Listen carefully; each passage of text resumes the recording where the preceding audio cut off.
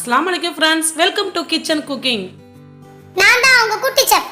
இன்னைக்கு நம்ம கிச்சன்ல இனிப்பான சூப்பரா ரொம்ப சுவையா இருக்கக்கூடிய பால் கொழுக்கட்டை தான் எவ்வளவு ஈஸியா செய்யலாம்னு பார்க்க போறோம்.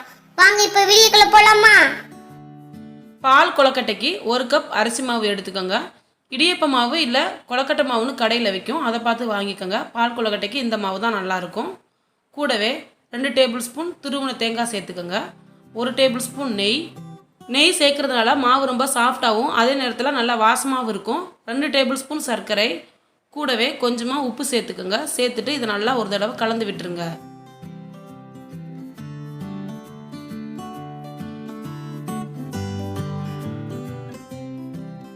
இதிலிருந்து 1 டேபிள் ஸ்பூன் போல் தனியாக எடுத்து வச்சுக்கோங்க. இது நம்ம பால் கொழுக்கட்டை செய்யும் பொழுது யூஸ் பண்ணிக்கிறலாம்.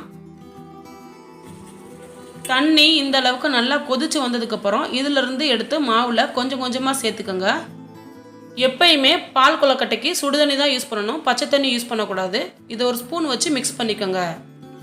ஃபஸ்ட்டு சுடுதண்ணி கொஞ்சம் குறைவாக சேர்த்துக்கோங்க, தேவைப்பட்டால் மறுபடியும் சேர்த்துக்கலாம். நீங்கள் எடுத்த உடனே எல்லா தண்ணியும் சேர்த்துட்டிங்கன்னா அப்புறமா உங்களுக்கு ரொம்ப கொலன்னு ஆயிரும். சப்போஸ் உங்களுக்கு ரொம்ப கொலன்னு இருக்கிற மாதிரி தெரிஞ்சிச்சுன்னா ஒரு 2 டேபிள் ஸ்பூன் அரிசி மாவு எக்ஸ்ட்ரா சேர்த்துக்கோங்க, சரியாயிரும்.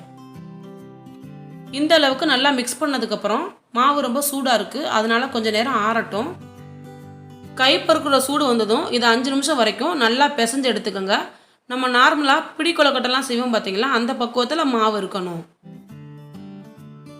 மாவை இந்த அளவுக்கு நல்லா பிசைஞ்சதுக்கப்புறம் கையில் நெய் இல்லாட்டி எண்ணெய் தடவிக்கோங்க, அப்போ தான் ஒட்டாமல் வரும். இப்போ வச்சுருக்க மாவுலேருந்து கொஞ்சமாக எடுத்து ஒரு சின்ன பால் அளவுக்கு உருட்டிக்கோங்க. ரொம்ப பெரிய சைஸ் உருண்டைகளாக உருட்ட வேணாம், அப்போனா உள்ளுக்க வேகாது. சின்ன சைஸ் உருட்டினா சரியாக இருக்கும். கிட்டத்தட்ட இந்த அளவுக்கு இதை எடுத்து ஒரு பிளேட்டில் வச்சிடலாம். இதே மாதிரி மீதி இருக்க மாவுகளையும் உருண்டை பிடிச்சிக்கோங்க.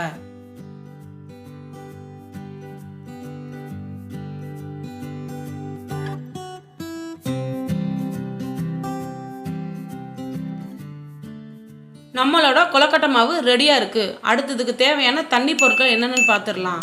1 கப் கெட்டியான தேங்காய் பால், இது தேங்காய் அரைச்சவனே ஃபஸ்ட்டு கிடைக்கிறது. 2 கப் லேசான தேங்காய் பால், 1 கப் சாதாரண காய்ச்சி ஆற வச்ச பால். இது 3 சேர்த்து எனக்கு கிட்டத்தட்ட 1 லிட்டர் வந்துச்சு. தேங்காய் பால் எந்த அளவுக்கு சேர்க்குறோமோ அதை பொறுத்து தான் பால் கொழுக்கட்டையோட டேஸ்ட்டு ரொம்ப ரிச்சாகவும் சூப்பராகவும் இருக்கும். அடுப்பில் ஒரு பாத்திரம் வச்சுட்டு நம்ம வச்சுருக்க 2 கப் லேசான தேங்காய் பால், 1 கப் சாதாரண பால் சேர்த்துட்டு கூடவே நம்ம ஆல்ரெடி எடுத்து வச்சோம் பார்த்தீங்களா 1 டேபிள் ஸ்பூன் மாவு, அதில் கொஞ்சமாக தண்ணி சேர்த்து கட்டி எதுவும் இல்லாத மாதிரி நல்லா கரைச்சி எடுத்துக்கோங்க. இந்த அளவுக்கு இருக்கணும். இதை எடுத்து நம்ம வச்சுருக்க பாலில் சேர்த்துடலாம். சேர்த்துட்டு நல்லா ஒரு தடவை கலந்து விட்டுருங்க. இது கொதிச்சு வரட்டும். அதுக்கப்புறம் நம்ம வச்சுருக்க உருண்டைகளை சேர்த்துக்கிறலாம். ஒரு தடவை கலந்துக்கோங்க. அடுப்பை மிதமான சூட்லேயே வச்சுக்கோங்க, இல்லைன்னா சீக்கிரமாகவே அடி பிடிச்சிரும். இப்போ உருட்டி வச்சிருக்க உருண்டைகள் எடுத்து சேர்த்துடலாம்.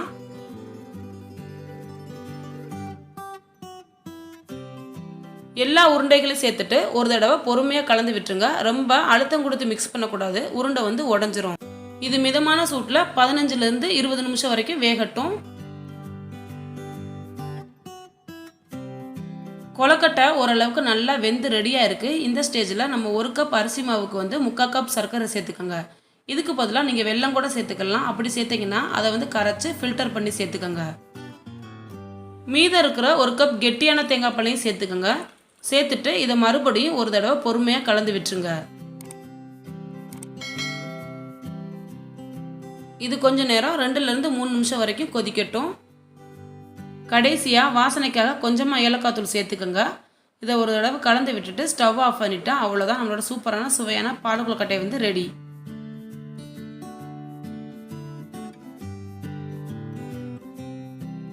பால் கொழுக்கட்டை பார்க்கவே நல்லா க்ரீமியாக இருக்குது. நம்ம தேங்காய் பால் அதிகமாக சேர்த்ததுனால தான் இந்த அளவுக்கு நல்லா ரிச்சாக வந்திருக்கு.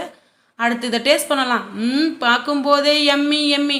கண்டிப்பாக நான் சொன்ன மெத்தடில் இந்த பால் கொழுக்கட்டையை ட்ரை பண்ணுங்கள். ட்ரை பண்ணிட்டு எப்படி இருந்துச்சுன்னு கமெண்ட்ஸில் சொல்லுங்கள். உங்களுக்கு இந்த வீடியோ பிடிச்சிருந்துச்சுன்னா லைக் பண்ணுங்கள், ஷேர் பண்ணுங்கள், மறக்காமல் சப்ஸ்கிரைப் பண்ணுங்கள். அப்படியே பக்கத்தில் உள்ள பெல் ஐக்கனையும் கிளிக் பண்ணிக்கோங்க. இதே மாதிரி நிறைய அடுத்தடுத்த வீடியோவில் சந்திக்கலாம். அது வரைக்கும் சமையலுக்கு புதுமை சேர்க்கட்டும்.